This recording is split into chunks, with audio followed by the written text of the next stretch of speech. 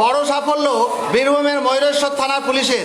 ডাকাতির সমস্ত ছক বানচাল করল পুলিশ। গোপন সূত্রে খবর পেয়ে বীরভূমের ময়ূরেশ্বর থানার পুলিশ গতকাল রামনগর হরিনগর রাস্তার উপর নাকা চেকিং চালায়।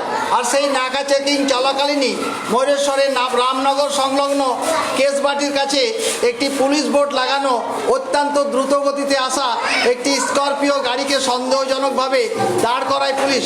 গাড়িটি দাঁড় করানোর পরেই গাড়ির মধ্যে থাকা 5 ব্যক্তিকে জিজ্ঞাসাবাদ করতে জানা যায় গাড়ির মধ্যে থাকা ওই 5 ব্যক্তি কেউ পুলিশের লোক নয়।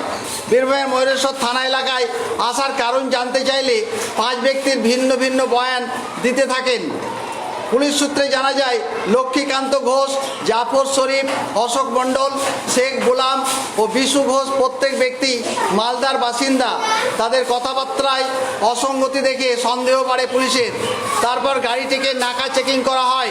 আর গাড়ি তল্লাশি করতেই গাড়ি থেকে উদ্ধার হয় অ্যাসিড জাতীয় লিকুইড, বেশ কয়েকটি ধারালো চাকু, প্লাস্টিক ক্যারি প্যাকেটে লঙ্কার ডাস গুঁড়ো, বেশ কিছু নগদ টাকা, দড়ি, লোহার রড। তারপরেই অভিযুক্ত 5 ব্যক্তিকে গ্রেপ্তার করে ময়ূরেশ্বর থানার পুলিশ।